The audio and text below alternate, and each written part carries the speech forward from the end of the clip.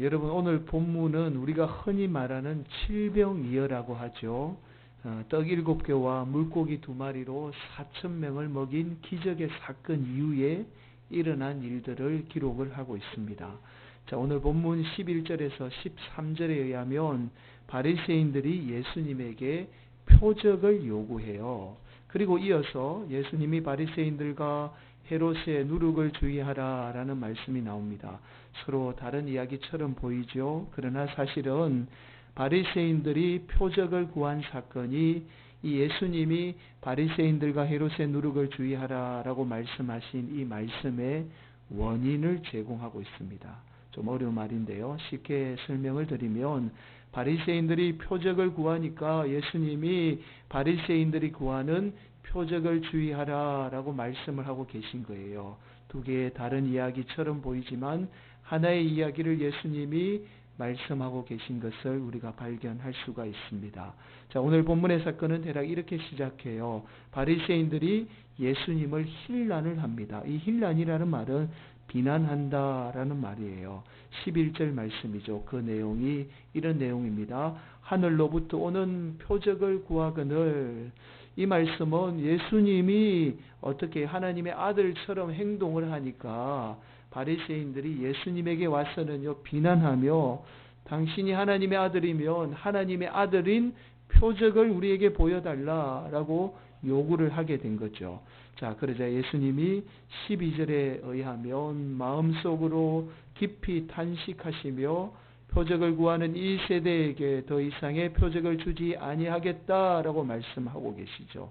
여러분, 예수님이 바리새인들이 요구하는 표적을 보여주지 않은 이유가 있습니다. 여러분, 바리새인들은 앞서서 떡 7개와 물고기 2마리로 4,000명을 먹인 기적의 사건을 눈으로 직접 보았습니다.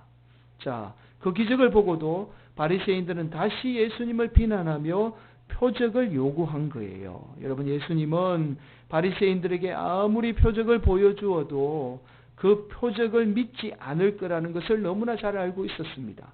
아마도 다른 표적을 보여주어도 그 표적을 가지고 또 다른 이유를 대면서 예수님을 비난해야 할 게 분명했던 거예요.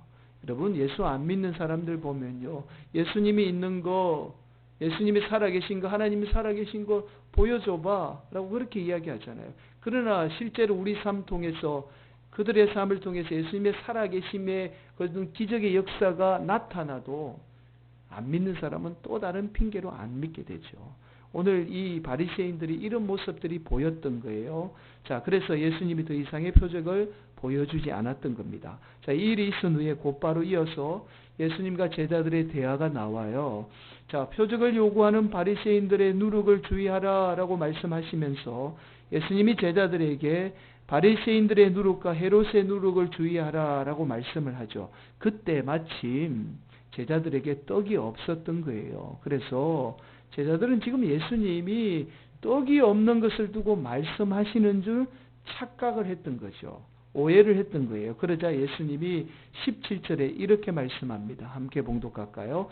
시작. 예수께서 하시고 이르시되 너희가 어찌 떡이 없으므로 수군거리느냐? 아직도 알지 못하며 깨닫지 못하느냐? 너희 마음이 둔하냐? 예수님이 바리새인들과 헤롯의 누룩에 대해서 무엇인지 깨닫지 못하는 제자들을 향해서 아직도 깨닫지 못하느냐라고 말씀하시면서 안타까워하는 예수님의 모습을 오늘 본문을 통해서 발견하게 되죠. 자, 오늘 본문의 이 안타까워하는 예수님의 모습은요, 여전히 바리새인들과 헤롯의 누룩에 대해서 깨닫지 못하고 살아가는 오늘날 저와 여러분을 향한 예수님의 안타까운 마음이기도 합니다. 자, 그렇다면 오늘 본문에서 예수님이 조심하라라고 말씀하시는 바리새인들과 헤롯의 누룩은 무엇을 말씀하시는지 한번 살펴보도록 하겠습니다. 먼저 바리새인들은요, 예수님 당시 종교 분파 중에 하나입니다.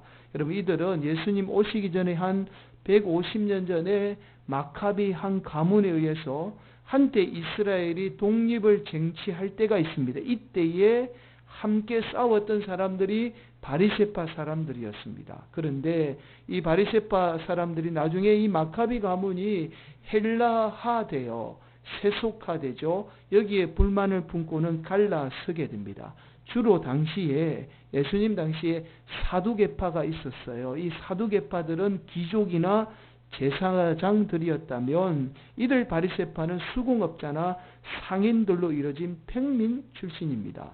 자, 사두개파가 정치적인 권력을 가지고 있었다면 이 정치적인 권력을 거부한 채 오로지 하나님 말씀대로 살려고 노력했던 사람들이 바리새파예요. 그래서 이 바리새파 사람들은 이스라엘 백성들로부터 가장 인기가 많고 지지를 받았던 사람들입니다. 자, 이 바리새파의 가장 큰 특징은요, 토라죠. 율법을 엄격하게 지키는 데 있었습니다. 여러분, 바리새인들은 구약의 율법을 기록된 말씀, 그러니까 모세 오경 외에 장로들의 입으로 통해서 전해진 구전법도 반드시 지켜야 한다라고 주장을 한 거예요. 그러니까 모세 오경 외에 장로들을 통해서 입으로 전해진 그 법들도 철저하게 지켜야 된다라고 주장을 하면서 율법보다 더 많은 것들을 만들어서 지켰던 사람들이 바리새파입니다.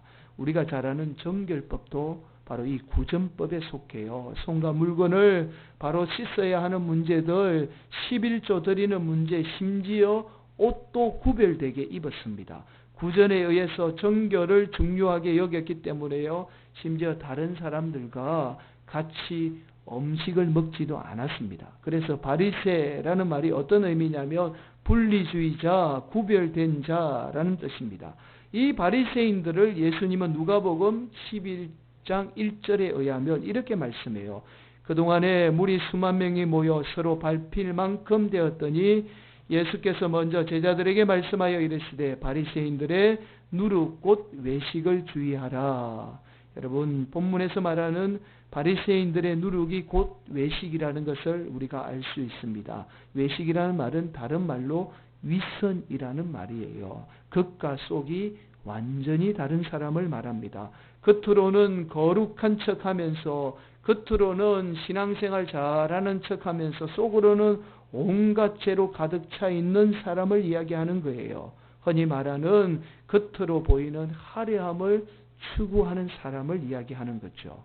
자, 이번에는 헤롯의 누룩에 대해서 좀 살펴보겠습니다. 헤롯의 누룩은 헤롯 안티파스를 말합니다. 이 헤롯 안티파스가 주로 신약 성경에 나오는 헤롯이라는 인물이에요. 여러분, 자신의 욕망 때문에 동생 빌립 1세 아내인 헤로디아와 결혼하게 되죠. 우리가 지난번에 살펴보았죠. 이 일로 인해서 세례 요한에게 비난을 받게 되자 세례 요한을 어떻게 옥에 가두고 나중에 결국은 세례 요한을 죽이게 되죠. 이 인물이 바로 헤롯 안티파스입니다. 주로 예수님이 사역했던 갈릴리와 베레아 지방을 다스렸던 분봉왕이에요. 총독 빌라도가 예수님이 십자가 달리기 전에 예수님이 갈릴리 출신이라는 것을 알고는요, 이 갈릴리 분봉왕인 헤롯 안티파스에게 보내죠. 자, 그런데 이 헤롯 안티파스는 자신의 욕망에 의해서 예수님이 십자가에 못 박히도록 그대로 방치하게 되죠. 성격이 아버지 헤롯 대왕과 똑같이 닮은 자녀가 바로 이 헤롯 안티파스입니다. 그래서 교활하기로 소문난 인물이에요. 그래서 아버지가 끊임없이 자신의 정치적인 욕망을 추구했듯이 이 헤롯 안티파스도 끊임없이 자신의 욕망을 추구했던 인물입니다. 여러분, 유대 역사학자 요세푸스에 의하면요, 헤롯 안티파스가 주 39년에 예수님이 죽고 나서 한 6년 후에 이 안티파스가 죽어요. 그런데 이 안티파스가 죽었을 때에 유대인들은 아무도 그의 죽음을 애도하지 않았다라고 전해집니다. 그만큼 악하고 교활한 인물이 이 헤롯 안티파스죠.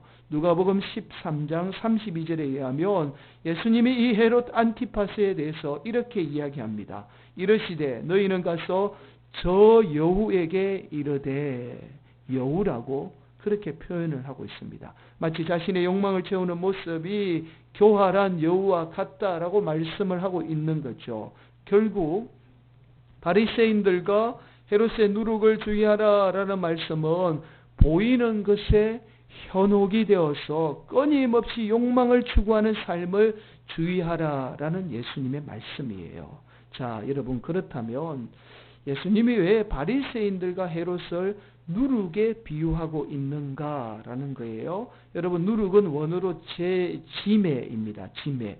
지매는 밀가루 반죽을 부풀어 오르게 만드는 효묘입니다.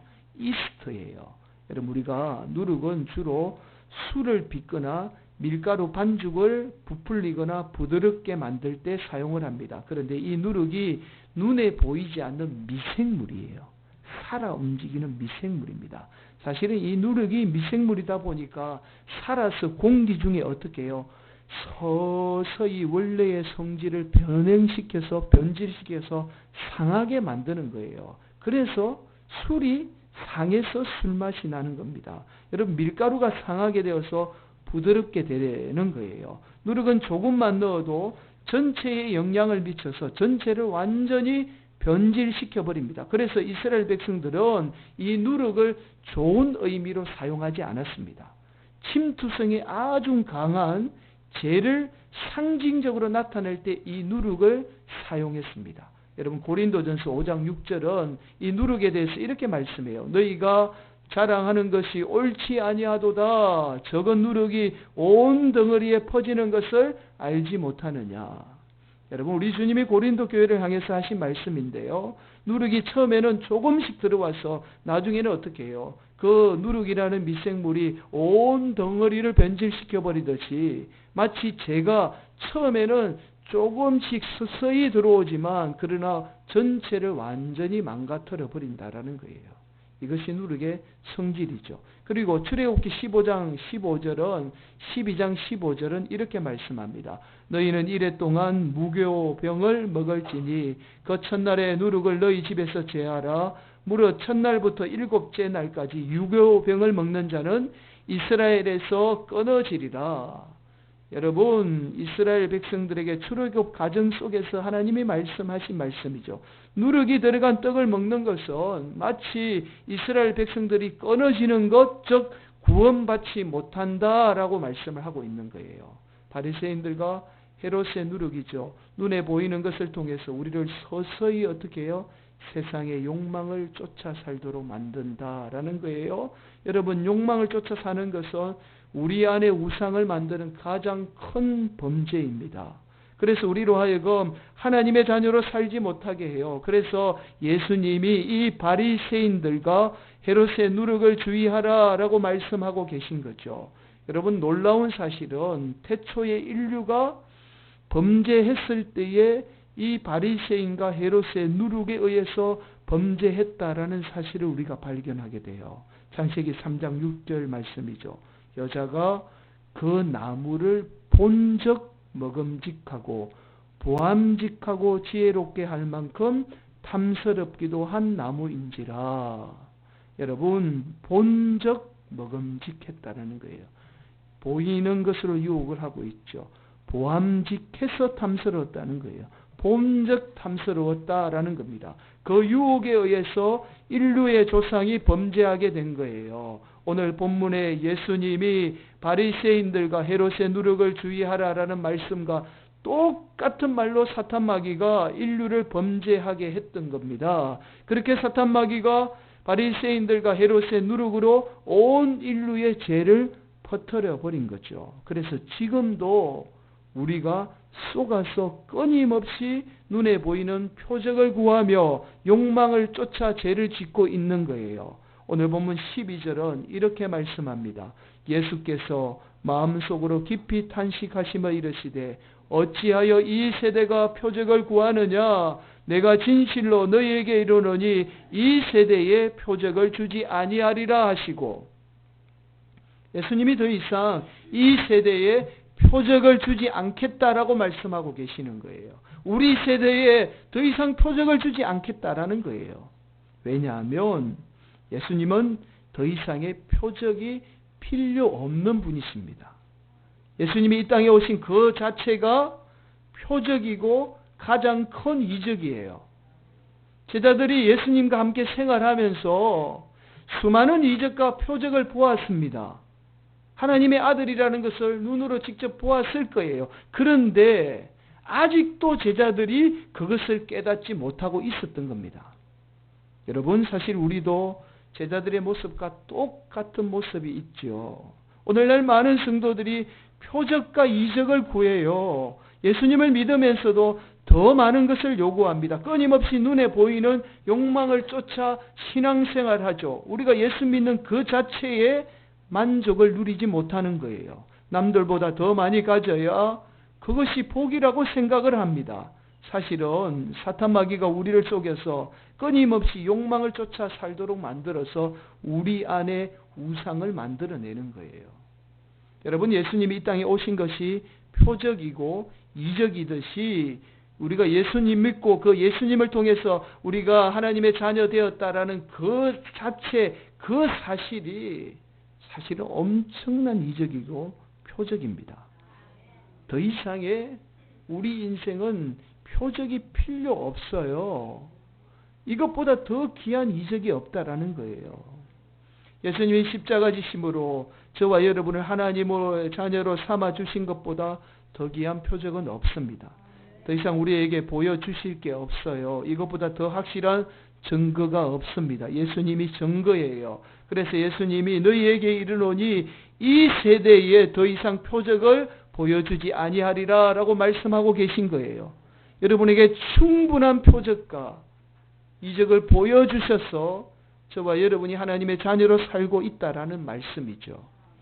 여러분, 굶주린 사람들에게 떡은 아주 중요한 문제입니다. 그러나 사탄 마귀는 오늘도 굶주림의 문제를 통해서 우리를 끊임없이 보이는 욕망을 쫓아 살도록 만드는 거예요. 그렇게 바리새인들과 헤롯의 누룩이 우리를 서서히 어떻게 해요? 망가뜨리고 있는 거죠. 우리를 그렇게 망가뜨리고 있는데도 여전히 우리는 그것을 지금 깨닫지 못하고 있는 거예요. 사랑하는 성도 여러분, 우리가 왜 하나님의 자녀로 사는 것이 중요한지 아십니까? 세상의 욕망에 굶주려 사는 것보다 하나님의 자녀로 사는 것이 훨씬 더 가치 있고 기쁨과 만족이 있어요. 세상의 욕망은요, 잠깐 우리에게 만족을 주죠. 기쁨이 있어요. 그러나 사탄 마귀는 또 다른 욕망을 쫓아 살도록 만듭니다. 그래서 끊임없이 우상을 만들어내었어요. 우리가 하나님의 자녀라는 사실에 만족하지 못하게 만들고 기뻐하지 못하게 만들어요. 그러나 보이지 않는 예수님은 우리에게 훨씬 더 큰 기쁨과 세상이 주지 않는 기쁨과 만족을 주세요. 여러분, 내 기쁨이 아니라 예수님의 기쁨을 위해 살고 하나님 영광 위에 살게 되면요, 세상이 주는 만족과 비교할 수 없는 기쁨과 만족이 있어요. 이 기쁨은 우리의 삶의 모든 욕구를 다 채워줍니다. 우리의 욕구가 채워지는 방법은 단 하나밖에 없어요. 내가 예수님을 위해 살 때에 하나님이 주시는 기쁨이 내 모든 욕구를 다 채우게 되는 겁니다. 말로 표현할 수 없는 기쁨과 만족이 우리의 삶 전부를 채워요.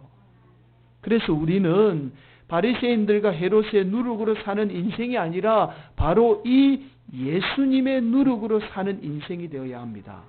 세상 사람들이 볼 때는요, 전혀 표적이 없고 전혀 어떤 기적이 없어 보이지요. 그러나 우리 안에 말할 수 없는 기쁨과 만족을 소유하게 돼요.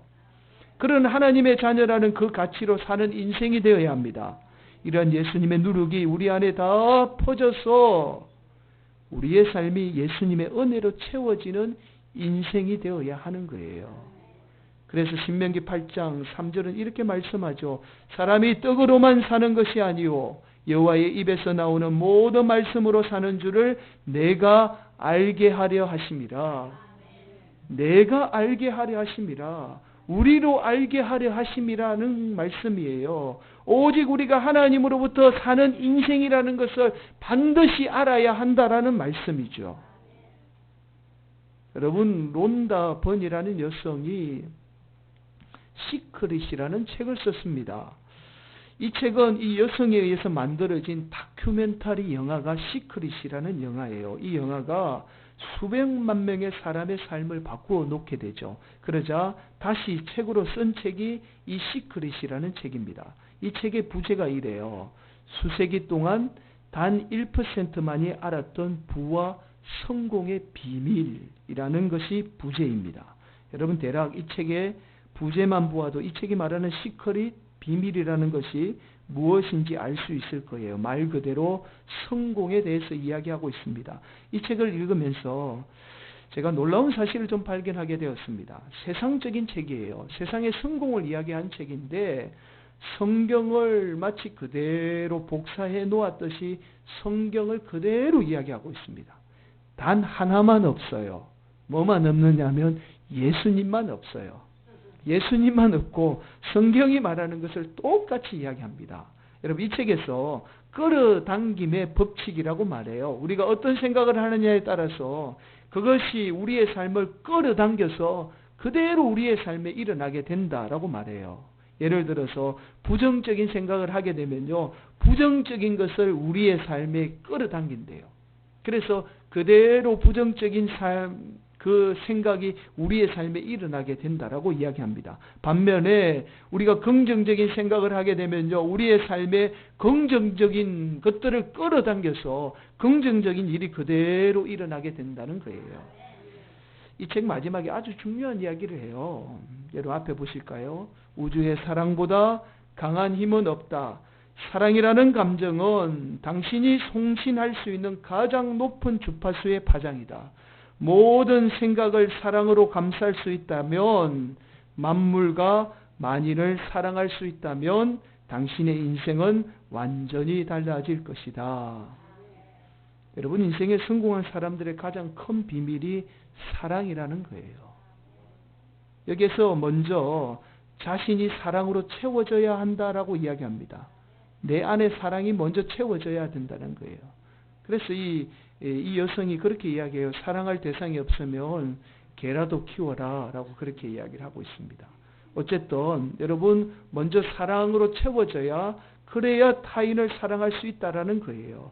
이 책을 그대로 저와 여러분 삶에 좀 적용하면 하나님이 우리를 자녀 삼아 주시기 위해서 그토록 사랑하신 그 하나님의 사랑 깨닫게 되고 그 사랑이 여러분 안에 가득 채워지게 되면 예수님의 사랑으로 우리는 세상을 사랑하게 되고요. 그 사랑할 때 우리 인생은 완전히 달라지게 된다라는 거죠. 이것이 바로 예수님의 누룩입니다. 그 예수님의 누룩이 우리의 삶 전체를 지배하는 인생이 되어야 하는 거죠. 여러분 이번 한 주간 제가 월요일 날 공을 차다가 제가 좀 다리에 부상을 좀 당했어요. 금요 침야 때 제가 이 의자를 놓고 예배를 드렸는데 아무도 모르더라고요. 그래서 제가 아무도 모르더라 그렇게 이야기했더니 당신이 의자 앉은 키나 선 키나 키가 똑같아서 아무도 모를 거야 그렇게 이야기를 하더라고요. 제가 운동을 하면서도 한 번도 다친 적이 없어요. 운동선수 할 시절에도 제가 다친 적이 없었고요. 그래서 제가 이번에 처음에 부상을 좀 당해서 약간 좀 충격을 받았습니다. 아, 나도 다칠 수 있구나. 공을 찬 지 한 5분도 안 되었어요. 몸의 방향을 갑자기 바꾸는데 오른쪽 장단지에서 뚝 하는 소리가 났습니다. 저는 저 말고 다른 사람의 다리가 부러지는 줄 알았어요. 그 소리가 얼마나 컸던지. 그리고는 엄청난 고통이 장단지에 몰려왔습니다. 응급처치를 하고는요, 오후에 늦게 병원에 갔더니 오른쪽 장단지에 큰 근육이 2개가 있대요. 2개가 있는데 안쪽에 있는 이 근육 한쪽이 완전히 파열이 됐다는 겁니다. 그래서 이 병원에서 치료를 받고 집에 돌아와서는요, 일찍 저녁을 먹고 잠을 청하려고 누웠습니다. 그때부터 다리가 붓기 시작하면서요, 고통이 몰려왔습니다. 그렇게 한참 잠을 이루지 못하고 뒤척이는데 공교롭게도 어릴 적에 똑같은 부위에 근육이 파열된 사건이 생각이 났어요. 여러분 제가 어릴 적에 초등학교 5학년 때부터 시골에서 경운기를 몰고는 밭농사에부터 논농사에 이렇게까지 농사를 다 지었습니다. 제 기억으로는 한 중2, 중3 때쯤인 것 같아요. 그날도 아버지는 오토바이를 타고 먼저 논에 가시고 저는 경홍이를 몰고는요, 넓은 평야를 가고 있었습니다. 그렇게 시골에 높은 뚝길 있잖아요. 뚝길을 따라서 경운기를 몰고 가는데 누군가 뚝길에 있는 잔디를 삽으로 파고는 이 푹 패인 곳을 그대로 방치해 두었던 거예요.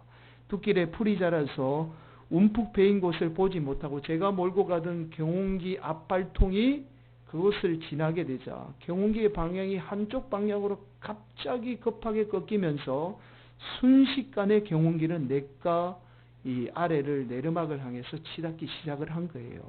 어린 나이에 이게 어떻게 손을 쓸 틈도 없이 경운기는 냇가에 처박히고 말았습니다. 그런데 문제는 정신을 차리고 보니까 저의 오른쪽 장단지가 경운기 앞부분과 뒷부분 짐칸을 연결하는 커다란 새 연결 부위에 그대로 깔려서 꼼짝달싹도 할 수 없는 지경에 놓이게 된 거예요. 아무리 다리를 빼보려고 발부등을 쳐도 뻘 속에 박힌 저의 발이 빠지질 않았던 겁니다. 경운기의 시동을 좀 꺼보려고요. 손을 뻗어서 일어나려고 했는데 손이 도저히 닿지 않는 거예요. 자, 그렇게 점점 경운기는 물속으로 가라앉고 있었던 겁니다. 제가 아무리 살려달라고 소리를 쳐도 넓은 들 한가운데에서 저의 목소리를 들을 수 있는 사람은 아무도 없었습니다. 그리고 이 뚝길이 양쪽으로 되어 있어가지고 움푹 패여서 저의 모습을 볼 사람이 아무도 없었던 거예요. 그렇게 제가 살려달라고 소리를 지르고 있는 순간에도 물은 점점 제 가슴밖까지 차오르고 있었습니다. 거의 제가 물에 잠길 쯤에 누군가 소리를 지르며 달려오는 소리가 들렸습니다. 저희 아버지와 낯선 남자였습니다. 때마치 낯선 남자가 우연히 마을 정자에 앉아서 저 멀리 들판을 바라보다가 뚝길로 떨어지는 저의 모습을 보고는 지나가던 저희 아버지 오토바이를 붙들고 그렇게 황급하게 달려오게 되었던 거예요. 저희 아버지는 오토바이를 타고 달려와서는 그제야 자신의 아들이 그렇게 된 것을 알고는요, 소리를 지르며 그때부터 사람들의 도움을 요청하게 된 거예요. 그렇게 사람들이 몰려와서 저를 깔고 있던 경운기를 사람들이 덜어내고 그 도움으로 제가 어린 나이에 죽을 고비를 넘기게 되었던 겁니다. 다행히 뼈는 부러지지 않고 깔렸던 장단지의 근육이 다 파열이 되었어요. 다리가 퉁퉁 부은 채 한두 달을 그렇게 제가 절면서 다니게 되었던 거죠. 한참을 어릴 적 기억에 잠겨 잠을 이루지 못하고 있는데 그때 제 마음 가운데 들려주시는 하나님의 메시지가 있었어요. 하나님이 저에게 마음 가운데 메시지를 주시는데 이런 메시지였습니다. 그때 내가 너 살린 거야. 너는 나 보지 못했지만 내가 너 지켜보고 있었어. 저는 그때 예수님을 믿지 않았습니다. 하나님 존재 자체도 알지 못했지요. 그러나 저는 하나님을 알지 못했지만, 저는 하나님을 보지 못했지만 하나님은 여전히 저를 사랑하고 계셨던 겁니다. 그렇게 하나님은 한 사람의 눈을 멀리 바라보게 하심으로 그렇게 저를 지켜주었던 거예요. 사랑하는 성도 여러분, 우리 주님은 오늘 저와 여러분에게 지금도 말씀하고 계십니다. 아직도 깨닫지 못하느냐. 우리가 하나님을 눈으로 볼 수 없지만 여전히 하나님은 여러분을 사랑하고 계십니다. 단순히 눈에 보인다고 해서 욕망인 바리새인들과 헤롯의 누룩에 눈물어 사는 인생이 아니라 예수님이 지금도 나를 사랑하시는 그 예수님의 누룩으로 사는 복된 성도들이 되시기를 간절히 바랍니다. 그 예수님의 누룩이 여러분의 모든 부족한 것을 다 채워주십니다.